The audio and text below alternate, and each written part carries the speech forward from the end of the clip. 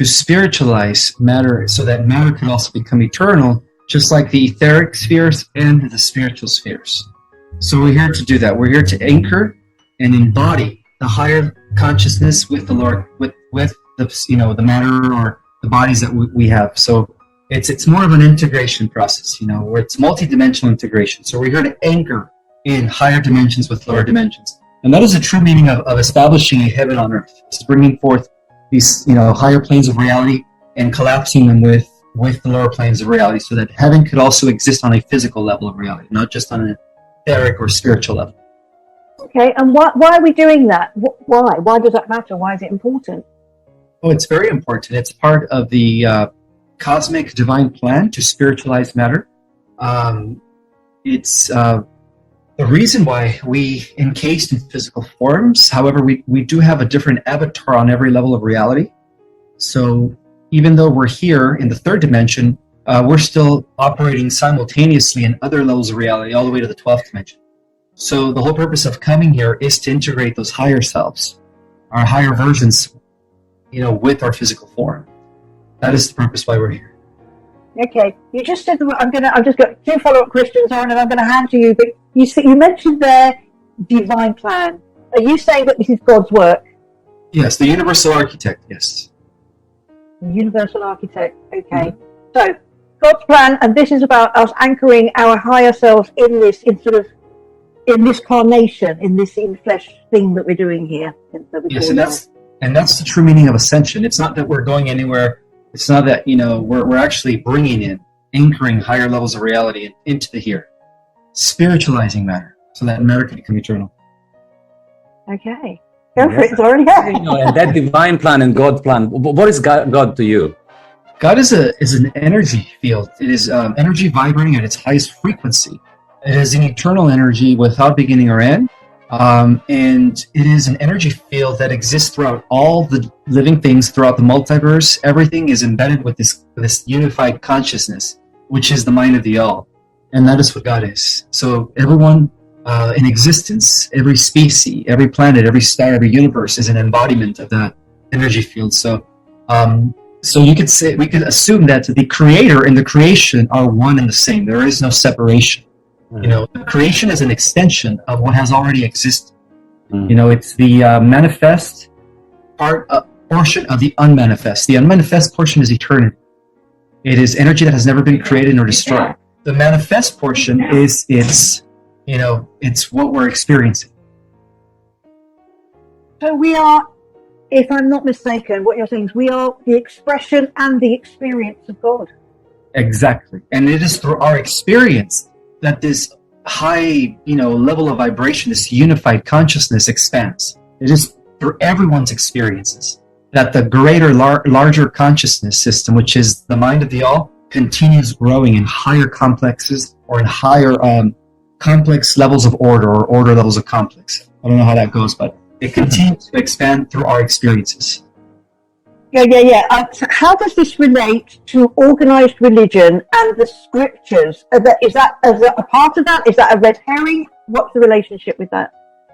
Well, organized religion is an instrument of the Luciferian Brotherhood to keep mankind divided and to keep us at a very low level of understanding what we really are. And what we really are is God's source and embodiment. We're multidimensional beings. And so religion was created, just to let you know, religion only exists in primitive worlds. It doesn't really exist in the higher levels of reality. So it is a system, a tool used by the dark side to lock a species into a reincarnational cycles where the species can no longer find their own connection to the divine or to their higher self. And so that's why they act as mediators, and they set up priest caste and hierarchies and popes and pastors and bishops to be the mediator between each and every single one of us and our higher self. And our higher self is really that portion of prime creator source, right? That we all are. So they're kind of like the middlemen who insert themselves between us and creator, are that part of us also, which is the part of creator, right? Correct, yes. So the scriptures, is there anything in there that is true? Should we be reading them, or are they, again, just a part of organized religion and an aim to misinform us? Well, the original scriptures were taken by the CDC plates that were left during the times of Atlantis, and they were known as the Emerald Records. So the Emerald Records, in its original purity, described, the teachings of the Law of One, described true galactic history, described the different levels of initiation in order to reunite back with our higher self.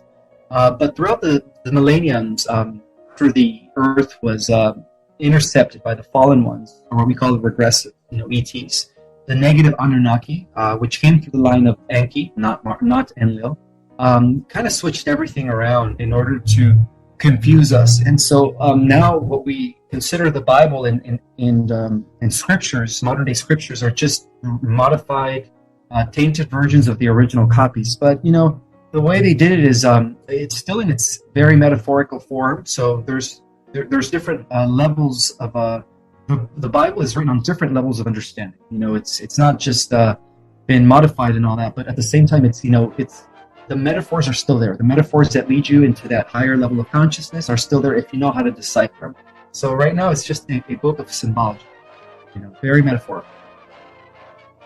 Yeah, it's kind of like, oh my goodness, that really speaks to I just felt exactly the same thing. There is so much wisdom in these words, and there are so many metaphors and interesting stories that really do reflect just the basic truths about our existence here. There's also an awful lot of stuff that doesn't resonate. Women came from man, male-dominated world, patriarchy. That was all installed by the Luciferian Brotherhood. When the original Bible was all about the balance with the great divine feminine, it was about venerating the mother god as much as the father god. But really, at the highest level, seeing it as non-gender, as pure energy. Pure energy becoming masculine and feminine, but in a balance form. And that's what is known as Sophia and the Christ, right? The reuniting of Sophia and the Christ.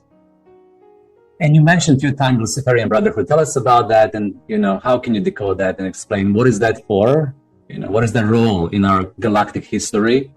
Well, the Luciferian Brotherhood in our galaxy originated in Orion. It started with the Draco in the Alpha Draconis system, lower Orion belt, and that's where their initial plans for a galactic domination began. So what we're witnessing here is just a rather smaller reflection of that agenda through the Cabal families, because the Cabal families are also families that you could trace their lineage back to Orion. And so that's the origin of the Luciferian manifesto in our galaxy. But if you want to go back to where it originated, it actually originated in the 11th creation. The 11th universe. We're part of the 12th creation. And so in the 11th universe that was devoted to the development of technology and mechanics, that's where the original, you could say, the fallen overseer of that creation became seduced by the king of the archons and developed the first AI system. And as a result of that, that's when the original Luciferian agenda was born. All Luciferianism, again, goes back to this ancient invasive AI, which is at the core of all Luciferianism, which means anti-life, the destruction of life as we know it. So if God is the creator of all things, why create this Luciferian, what you described, I saw in an interview you did, as a transhumanist takeover of organic life? Why? Why would God do that? Because we live in a free will universe where everything is allowed. But also bear in mind that God is in control, and that's why, in the aftermath, or at the end of this war against AI, we do win the war. So it's part of the duality. It's part of honoring free will, and also I believe that it is through opposition, that the overall mind of God expands. So that's why, everything is allowed, but at the same time, everything is under control. Allow His creation to be destroyed. Okay, so that's why we have polarity, and is that right? And that's why we have this. You have to have bad to have good. You have to have dark to have light. And the whole idea of us is this the same thing as saying this whole idea is we have to choose God. We have to choose the light. It has to be our free will. Absolutely. So that gives rise to free agency. It is through our choices. Yeah. So. Okay. So Zori, do you have any more questions about the why before we move into the sort of the playing field that we're in here? Not really. That's an interesting explanation to why, because a lot of the people, especially if they connect to the God creator source, they will have those questions to why is this game happening? On a certain level, we see it as a game as well, from our perspective, a game of life, and how and why we play it. So it will be lovely for us to move into the mechanics of this reality. So I'm passing it on to you. So, holographic universe, is that an accurate description of the playing field that we're in, this life? Yes, we're part of a 15-dimensional time matrix system that began 998 billion years ago when the first universe came into existence. Okay. So everything from the 12th dimension down is considered a simulation. It is, held together by some sort of geometrical pattern that allows the spirits to learn and experience on each level of reality. So the higher you go in dimensions, the easier the simulation gets. Right now in the third dimension, which is the lowest form of light energy vibrating, it is considered the densest and the hardest experience for all souls that are incarnated here. And that's why the most powerful souls were able to come down into physical form. So everything acts as a training ground, because at the highest level of reality, what's really expanding is the eternal spheres. The eternal spheres are expanding one outer space level at a time. So everything that exists within our multiverse exists just within the first concentric circle extending from the eternal spheres outward. All the universes are part of that concentric circle. When that, cycle is done, which is now finishing due to the ascension of the Earth, we get ready to explore now the second concentric circle. And so right now the Earth's ascension is going to mark the completion of what I call in my book the seventh super universe of Orvonton, which is one of 7 segments that make up the central motherverse. And then that's going to allow for a new creation or new universe to be formed and be created at the same time. Okay. So you say everything below the 12th dimension is a simulation, so a holographic simulation, right? How does that work? You said something there about the geometry and the mathematics of it. So what we already know in the mainstream about sacred geometry and mathematics, is that all accurate? The ratio of things like the pyramids to the sun and everything, is that all true and relevant and accurate? Yes, very true. The entire simulated 12-dimensional time matrix is generated through mathematical equations. Yes, it is the same. I guess they use the same system that people use when they create, computer games, stuff like that. It's the same, principle that they apply the binary system. So, we live in a universe of zeros and ones.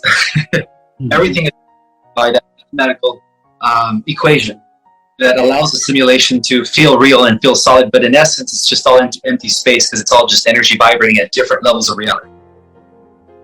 Wow. I mean, you know what? I'm old enough to remember when binary mathematics was introduced to the school system in the UK where I was educated. And I can remember sitting in my maths class. I was not good at maths.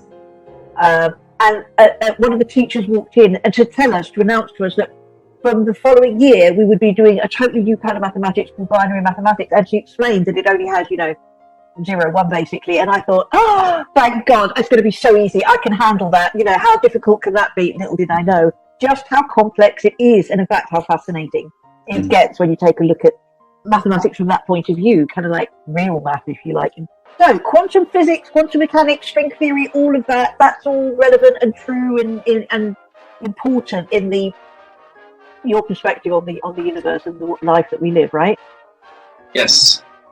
Okay, fascinating stuff.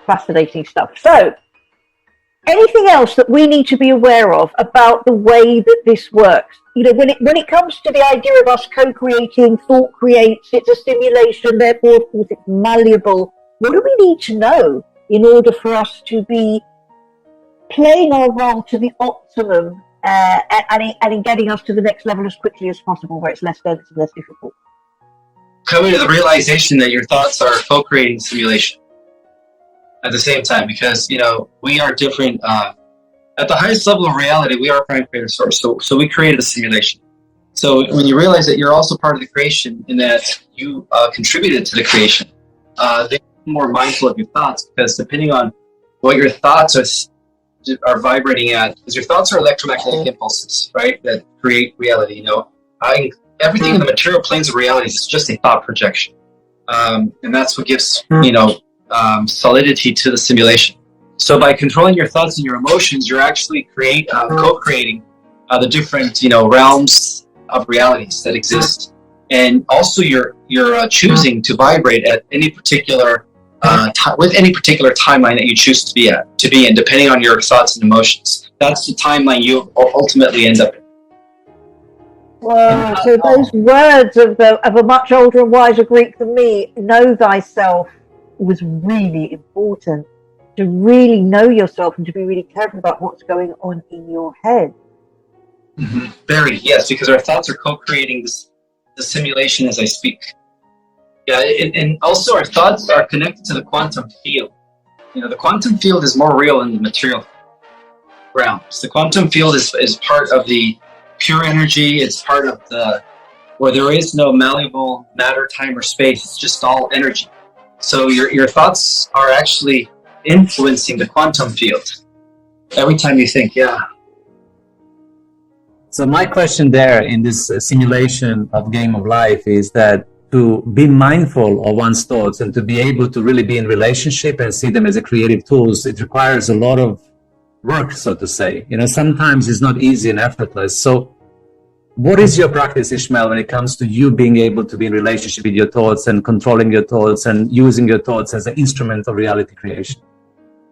Just practicing mindfulness meditation and breathing, focusing on the breath, and then also learn how to calm the mind and just narrow in your focus on the things that you want to manifest. Mm-hmm. So it's about focusing and narrowing your focus to what you really want to manifest in this moment right now. What about kind of simultaneous thoughts? Like, did you ever find yourself in a situation when you have multiplicities of thoughts happening at the same time, and what do you do then? What you do is you just narrow it in to only the thoughts that you want to manifest.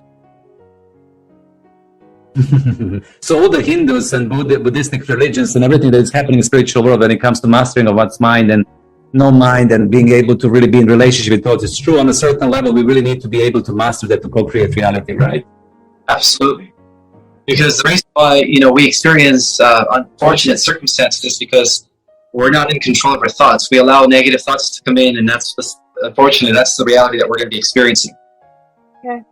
And how do we, before I pass it on to you, these negative thoughts that are happening in our mind, I've heard sometimes from many different speakers that not all the thoughts that we have in our mind are our own thoughts. That sometimes, yeah. Can you comment on that? Sure, yeah. Sometimes because we're all connected telepathically via a mind hive, sometimes we're picking up on the thoughts of others. And then sometimes it's thoughts that are being placed in your head by negative entities that exist in the astral realm or other dimensions.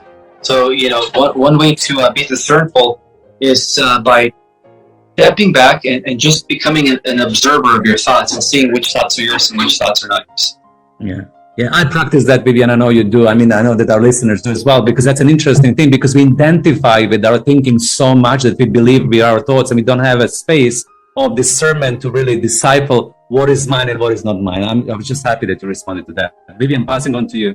Yeah, absolutely. Being able to observe yourself and recognize I am not my mind.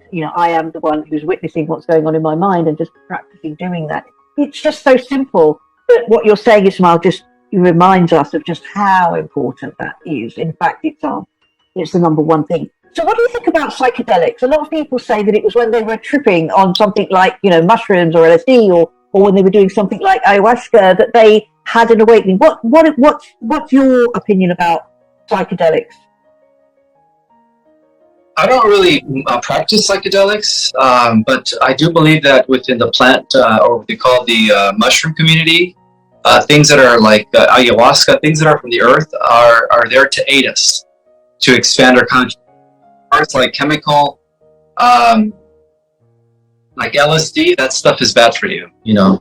So I wouldn't recommend doing it. The best way to do it is by learning how to go within, because we all have the natural ability to access those levels of consciousness without anything but if you want to boost, it's good to just stick to like the things that the elders have been doing for forever, like ayahuasca and medicine mushrooms and stuff like that. But other than that, like I wouldn't really do it, because also you have to learn how to not depend on tools. You have to learn how to do it yourself. It's like, when do you take the training wheels off the bike? So Yeah. Yeah. And now, what about things like, lucid dreaming? And when we're in a dream state, what is that? What is our dreaming? What tell us about that? Oh, that is our higher self. Or sometimes when we're dreaming, we're tapping into different versions that exist in alternative universes. So when your body's resting, because there's only a portion of your mind that embodies this avatar in third dimension. The other 98% of your consciousness is operating on different dimensions and in parallel universes in different bodies. So everybody has a different, slightly different version that exists in an alternative Earth. So when you dream, you kind of tap into these other versions of yourself. And that's why some people say, in my dreams I could fly, in my dreams I have these amazing telekinetic abilities, I could do things that I couldn't do in this reality. Well, that's because in that universe, that's what you're capable of doing, Everything's different. Okay. And what is lucid dreaming? I have one friend in particular, who's able to be awake in the dream and conscious of the fact that he's dreaming. Is that relevant, or is that just, something that happens sometimes?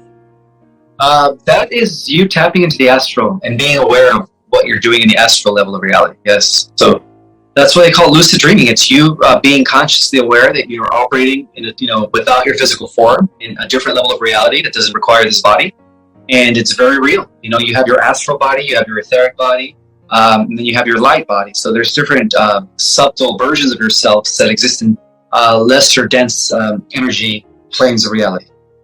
Okay. Well, I would love to take it now. It's something that always interests me. It's this amnesia or veil of forgetting. What is the purpose of that? How is that serving us? And how do we lift up that veil and start remembering more of ourselves on different levels of existence? Well, the whole purpose of that is to remember who we are. Everything has meaning in life, and as I speak, the veil is being lifted as more and more begin to wake up. And so, because everything serves a purpose, the whole purpose of forgetting who we are when we come in here is so that through willpower and choice, we can begin to unravel, what we really are and stuff. And that's what it's known as enlightenment. When people begin to question things, begin to go within, and then they discover a whole new different level of reality that they had no clue about. And that's when they grow spiritually to remember who they were. And the ultimate level of enlightenment is samadhi, which is realizing that you and God are the same, that God is you are God, and everything is God. Yeah, absolutely. I'm with you on that one. And I have a little follow-through question there. What about pain and suffering? I'm, for example, very empathic. And when I look into the humanity as it is right now, you can really plug into that state of suffering, because a lot of people are suffering, So what is the purpose of suffering? Is it something that we have to go through in this school of life to be able to become better possible version of ourselves? Or is it something that is created to prevent us into reaching our full evolutionary potential?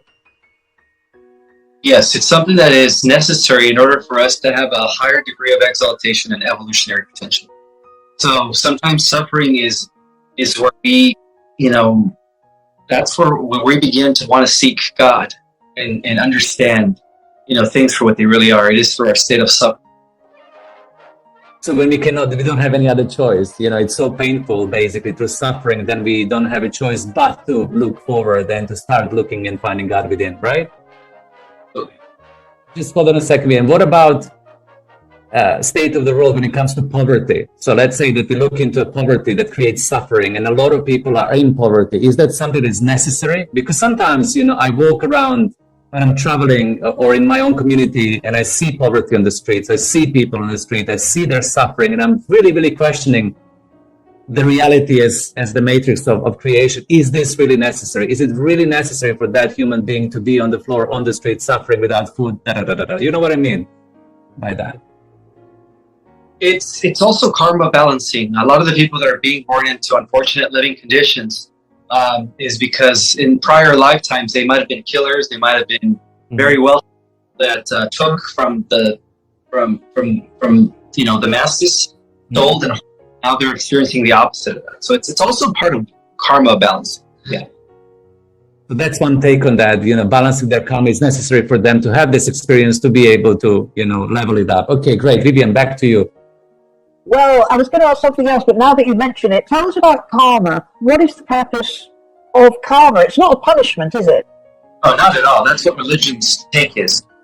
It is a way to learn from our mistakes, and also it gives rise to accountability, where everyone eventually becomes compelled to become responsible really for their own lives. There is no outside source, it's all within you. So if you suffer, it's because you put yourself in that situation. Get yourself in that situation is to really much change your mindset. So cause and effect, it's learning about cause and effect, recognizing that, and then saying, okay, I can cause something I want rather than something I don't want, and I can, okay. All right, so should we take a look at fascinating stuff? I could go on for hours with this big picture stuff, but there are a lot of things that are going on in the world right now, and from what you're saying, the reason all of this is happening right now, I mean, it's astonishing what's happened over the last couple of years more, is because we're coming to the end of something and the beginning of something new. Something really huge is happening right now. How would you describe that happening? We're in the midst of shifting into a new world age. We're ending different cycles. 2,160-year cycle of Pisces going into Aquarius. We're ending a 5,000-year cycle of entering the fifth world age. And we're also ending 5 of those, which is a 26,000-year cycle, where now we're going to be entering a whole new different era in cosmos, where there's going to be a new heaven and a new earth. So that's what we're experiencing right now. We're in the cusp of a shift of ages, and that's why things are climaxing. They appear like they're getting worse, but technically it's because that old paradigm is coming to an end, and it's going to be replaced by a new paradigm. When? Between now and the next few years, I would say. The original calendar ended in 2022, so it could be even this year. Okay. And so what we're seeing now are all symptomatic of that. And I mean stuff like, the recent couple of years that we've had with the, disease thing going around, and things like, terrible fear in people about things like 5G and GM crops and pesticides and farming and meat and all that stuff. Are these all symptomatic of that? Absolutely, yes. Definitely. Do any of those things concern you, Ismael? Are you worried about things like 5G or, injections and stuff like that? We're only affecting those that have 2 strands of DNA active. For the most part, it means that all that stuff does not affect our bodies. Way more advanced than what they thought, because our bodies are transforming at a molecular cellular level. Okay. All right. You got that right, Vivian. You need to not worry about anything. So even if it be the different... No, listen, I stopped worrying. I guess I stopped worrying about a year and a half ago when I realized, I don't know, the connections between things. But, we don't want to sort of get into that conversation, because that conversation is had so often on the net. And I've heard you have it with so many people as well, Ismael. But there are a couple of things that specifically that I wanted to ask you about the current affairs situation. The Khazarian Mafia, is that the same thing as the Cabal that you were talking about? Is that the same thing as the, the Anunnaki or the Luciferian agenda? Khazarian Mafia, what is that? And is that gone, or is that still active? That's part of the, Cabal network. They're called the Zionist Bolshevik Khazarians, and they are no longer in power. They've lost power about as of May 6th. That's where they were when they were checkmated by the White Knights. This year, May 6th this year. In our timeline. Oh, okay. So we don't have to worry about the Cabal anymore.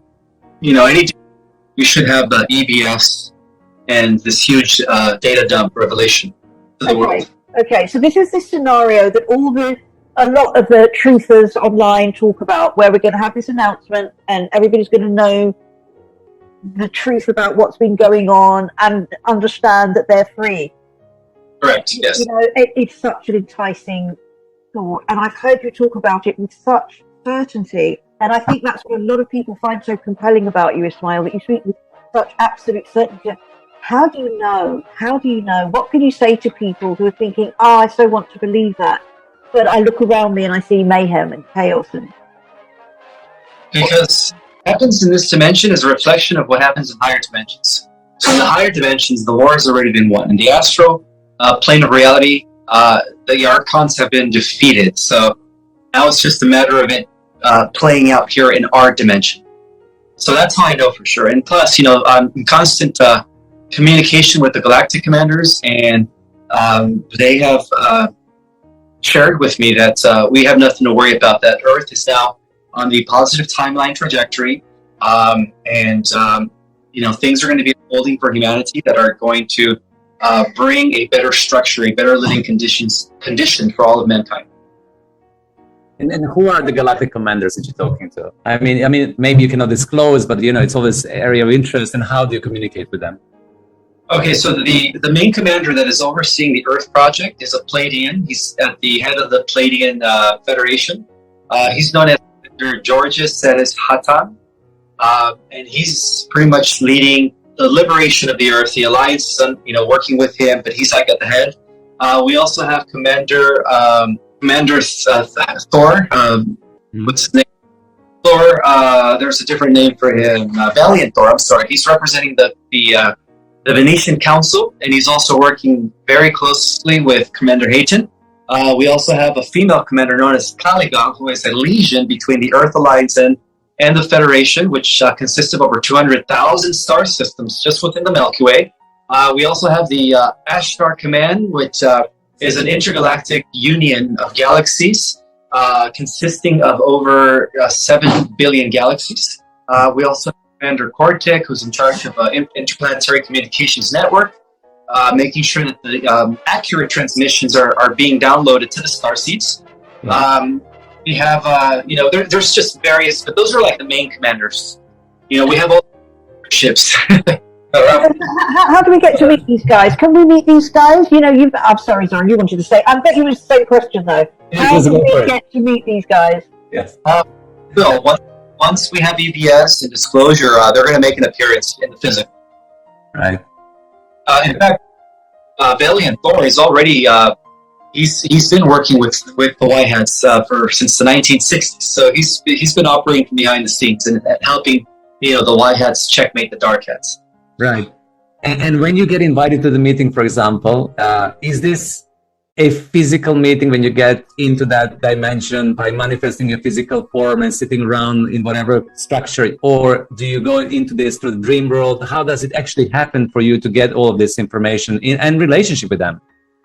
It's when I go to sleep, I leave my body and I go back into my galactic body. And then you remember when you come back from the sleep, you remember everything that happened, and that's how you kind of get information through, correct? That's beautiful. How did you, hold on a second, how did you manage to reach that state? Because I'm aware that a lot of the people, especially this moment in time, are looking up to you as somebody who is really there in the state and in the presence, in full power, with the confidence, that you exuberate in certainty. And we all need certainty in this ambiguous time, as Vivian said. So I'm curious about, as we are all family and we all team, we team light, let's say like that, and you have attained that level of presence and consciousness and ability to go there, be with those guys. What do we need to do ourselves to be able to support that? And what is the pathway for us to be a member of that light team? Well, soon as the Earth becomes reinstated into the galactic community, many of us are going to be working with the Federation. Some of us are going to be commanders, overseers of galaxies. So it's all being prepped for us to work and with Federation forces. And the only reason I'm able to connect with them is because I am the chief leader of the Lyrian Federation. What is that? Tell us about that. Well, the Lyrian Federation was one of the first federations that was formed in our galaxy 6 million years ago. after the first galactic war in Lyra, when the Draco destroyed my home planet known as Avion. And so I was the one who sent out all the different layers to the different parts of the galaxy to secure the human species in our galaxy. And I developed the first coalition of light, which was formed in Lyra. And then it extended to Sirius, and then it went to Orion. And finally, we created a federation of planets that consisted of over 200,000 star nations. But it was a slow process. Oh, now listen, how about this moon landing? Have we been to other planets? Are we going to go to other planets? To what extent are we going to expand our horizons? Did that already happen? Tell us a little bit about that. Yeah, within the private sector, we have over 300 bases established throughout the entire Milky Way galaxy. Most of those bases do belong to Solar Warden, the benevolent faction of the Secret Space Program. Just within our own solar system, we have about 100 colonies and bases. Some of them exist in huge asteroids like Vespa. Some of them exist in the moons of Jupiter. Of course, we have the Lunar Operating Command operating from our moon. And so we've already, within the private sector, we've already gone interplanetary and stellar. So it's just a matter of time of making those announcements to the rest of humanity. Okay. And did we land on the moon, or was that fake? Who's right about that? I can't resist asking.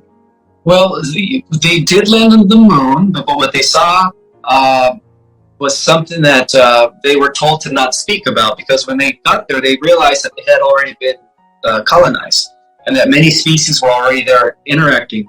It looked like a huge city, kind of like Dubai. When you get to the dark side of the moon, it's all colonized, and that's what the moon. Okay.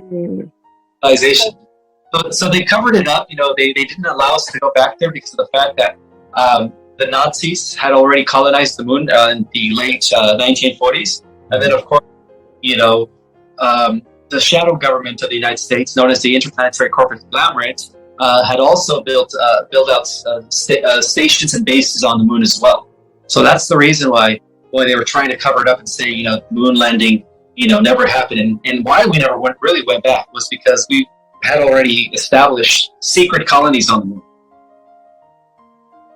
Hey, fascinating. It's fascinating. Doran, did you want to come in with anything, or should I just go on with my next one? Go on. Yeah, I will comment later.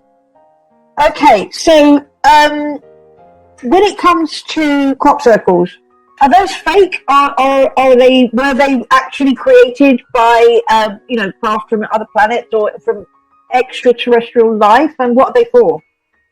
They were created by the Federation to kind of help trigger our consciousness, because that's what they are. They're geometrical patterns that trigger us. They activate the pineal gland, the pituitary gland, and so they are definitely here to assist in the raising of the collective consciousness. Okay, and why don't we hear about them very much anymore? Have they stopped making them? Because I don't think there have been any new ones that I'm aware of anyway within the last few years. No, they started coming in the 90s, early 2000s, in order to achieve the raising of the collective, and now that they've accomplished that, because we're getting ready to hit critical mass, they no longer need to make those anymore. Okay. So they have a purpose. Yeah. It kind of all fits together, doesn't it, like a jigsaw? I think the thing that people are most concerned about right now, I mean, like you said, it's over, God wins. That's a very attractive proposition, I have to say, and one I'm absolutely happy to buy into. But people are a little bit worried about getting through these next few months, or however long it's going to take, and especially financially. And wanting to know, where should they put their money? Where should they put their faith? Should they be investing in crypto? Should they be investing in precious metals? Should they get their money out of the bank? Do you have any advice for people? Yeah, stay away from cryptocurrency. The only system that's going to be valid and accurate when the Whiteheads take over is the quantum financial system, which is going to be backed up by precious metals and gold. Okay, so there's no cryptocurrencies that you would advise anybody to invest in? Correct. Yeah, Bitcoin, cryptocurrency is just not. It's part of the Cabal system. The only is XLM and XRP. Those are the only two that are that were developed by the Alliance that are connected to the quantum financial system, or the new quantum financial system. Okay. But everything, crypto, as we know it, is all coming to an end with the current fiat structure as well. Okay. Any questions about that, Lauren? For the audience who don't know, what is quantum economic system? What is it? I mean, I know this is a difficult question and very broad question, but in a nutshell, if you were to explain it to the beginner, what is it?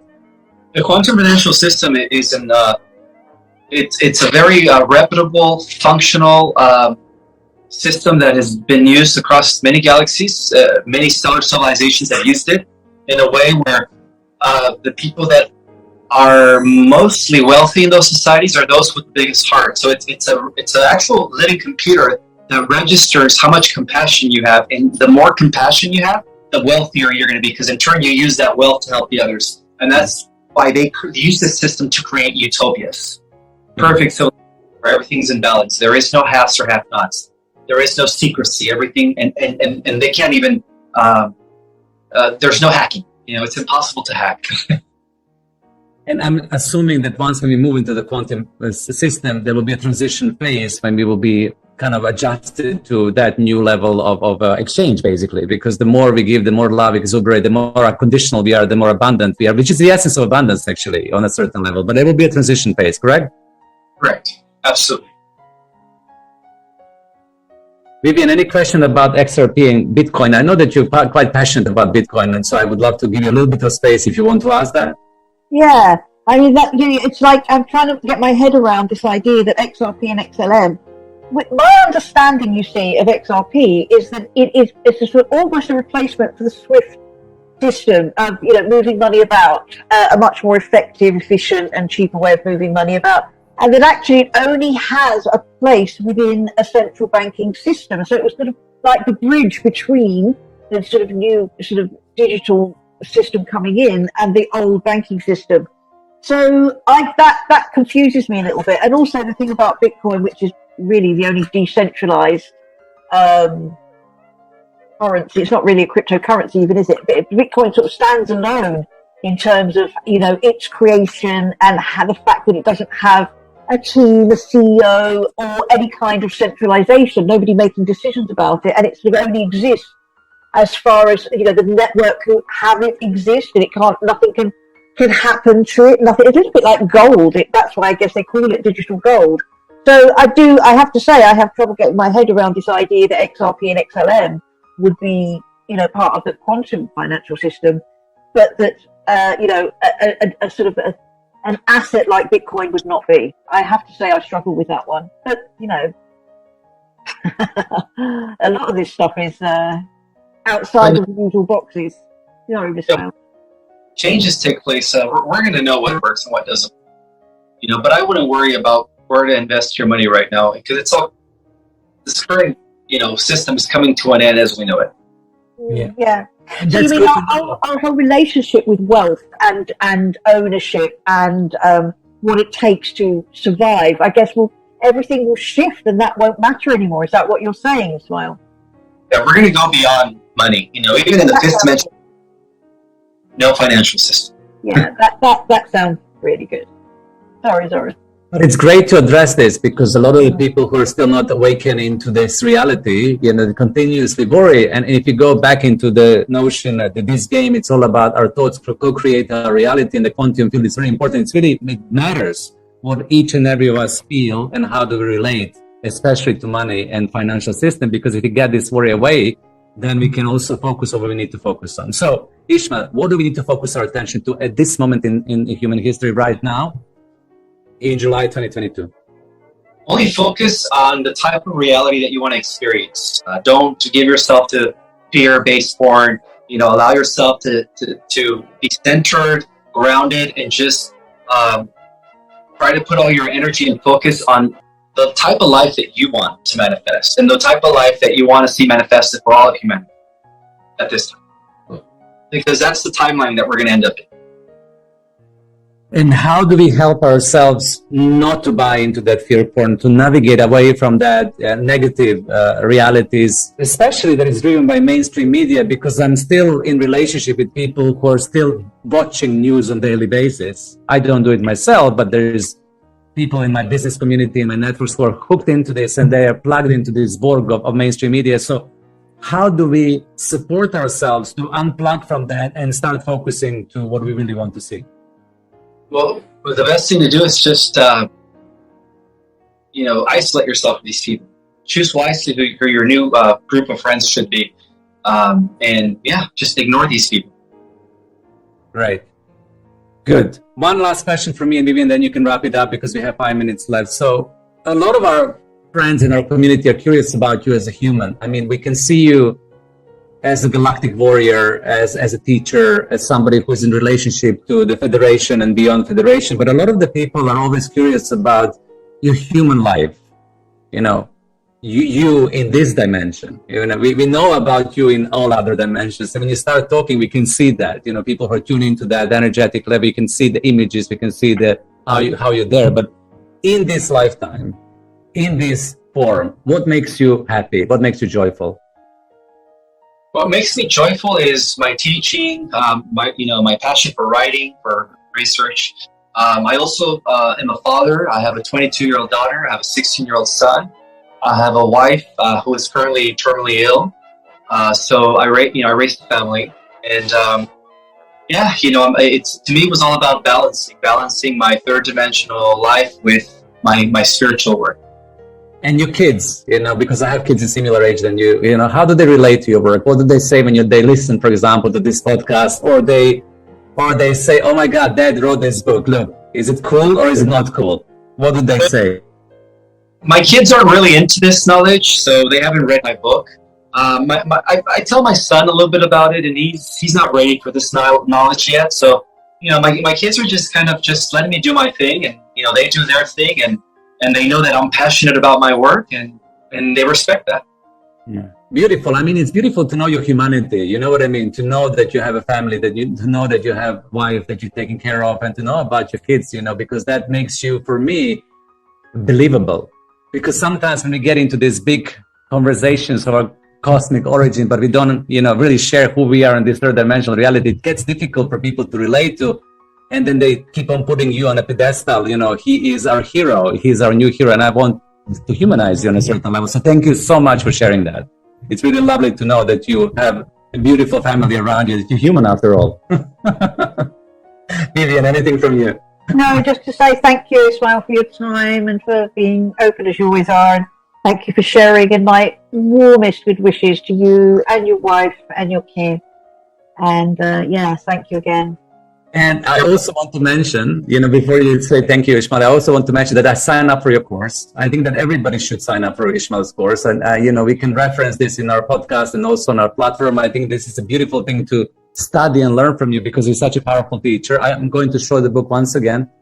I think that people should have this book. This is a really, really beautiful and interesting perspective on who we are, what we are, why we're here. It really decodes the history of our reality in a completely different way, and it shifts your perspective completely. So I'm just inviting everybody who's listening to our podcast to explore, to get in there, to really open up into the new possibilities, because it's a new and fresh thinking. And we always love new and fresh thinking on this podcast. So thank you, Ismael. Anything that you would love to leave our audience with? Any last conclusion from you? How do you feel about talking to us and your final message? I just want to thank everyone for being receptive, being willing to understand this knowledge that I've been presenting. I also want to let everybody know that my Starseed Cosmology class is booked till October, so I do have a few spots left for the October course. And for those that are interested in learning in depth to see what star system they're from, what star race they resonate with, and really understand our Starseed mission, I would strongly suggest to take my course. You'll have a better understanding of yourself and why you volunteer to come to the Earth. And I'll give you the link to the description. It's okay. Of course, absolutely. Link, absolutely. We're linking everything, and we're loving you and Instagramming you and sharing you as well. Vivian, remember Bringers of the Dawn? You and I, we knew that in Pleiades, right? A long time ago. Yeah, I remember reading that book on a plane to New York once and my head saying to me, "Oh my God, this is outrageous. Why are you reading this?" And my heart saying, "Keep reading. Keep reading. This feels familiar." Yeah. So thank you for reminding us. Thank you for connecting us to our cosmic origin, Ishmael. Have a wonderful day, and thank you so much for being guest in TNM Unplugged today. Thanks, Okay. Rowan. Thanks, Ismael. Bye for now. Thank you. Have a good one, guys.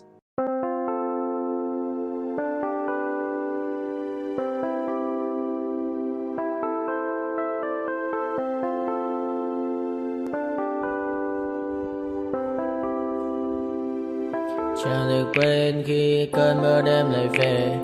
Em đã quên lời thề và ta như đông chìm sâu. Không còn mới em anh nhận màu. Em chỉ cần mơ đâu em bay.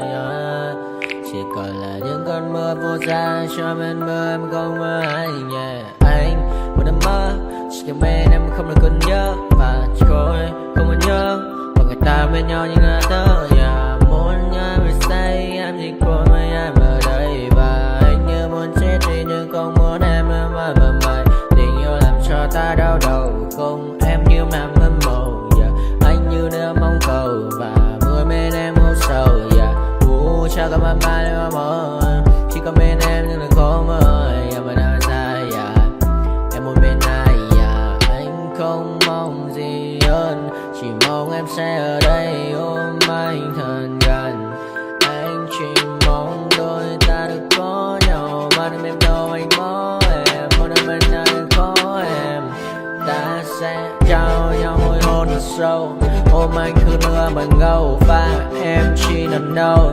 Anh không muốn em ở đâu đâu. Một cơn giận dữ anh không mơ cầu. Mà không đôi anh mà bên giờ. Anh chỉ là my friend. Em quên đi bao lời hứa. Quên đi cả những ngày xưa. Anh như là một đứa. Em cứ một chưa. Mà đừng ở đêm ở đêm. Anh như một đôi mà kem. Không như là ba trên đêm. Cho em nhiều hơn như là kem. Chỉ cần là mưa thôi. Em chỉ cần là mưa thôi. Còn ai sẽ là nắng rồi. Em chỉ cần là mưa thôi. Cho anh được êm trôi. Cho anh được ôm em khi trời nắng. Và ôm em khi trời mưa. Và có anh có mặt trời. Em như là cuộc đời. Có được nhau là gặp thời. Không cần mưa để mần lời. Anh muốn em mau về đây để cơn mưa ngừng trôi. Anh muốn em là cuộc đời trong mơ mời. Bao còn bao nhiêu sự trên đời. Anh chỉ mong muốn có em bên người. Không muốn được mơ mơ. Chỉ cần mơ say. Em nên làm con tim buốt sầu. Đừng làm con tim em âu đầu. Yêu em chẳng em mà mong cầu. Chỉ muốn có em ở trong đầu. Anh không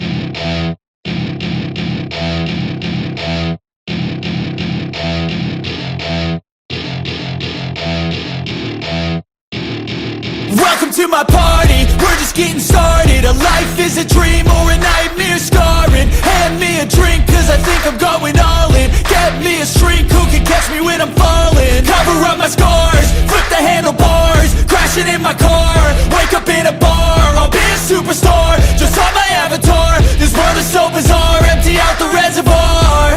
Yeah, I'm taking 6 shots, yeah, straight to the face. And I wanna get lost, I'm sick of this place. Don't know how to stop when I'm feeling this way. So I'm taking 6 shots till I'm feeling okay.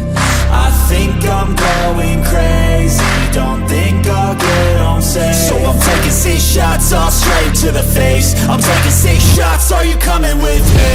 I'm taking 6 shots, yeah, straight to the face. And I wanna get lost, I'm sick of this place. Don't know how to stop when I'm feeling this way. So I'm taking 6 shots till I'm feeling okay. I think I'm going crazy, don't think I'll get home safe. So I'm taking 6 shots, all straight to the face. I'm taking 6 shots, are you coming with me? Sometimes you need to let loose, grab juice, get goose, tattoos, taboos, get screwed. Loosen up, buttercup, all those hate comments will never make you feel enough.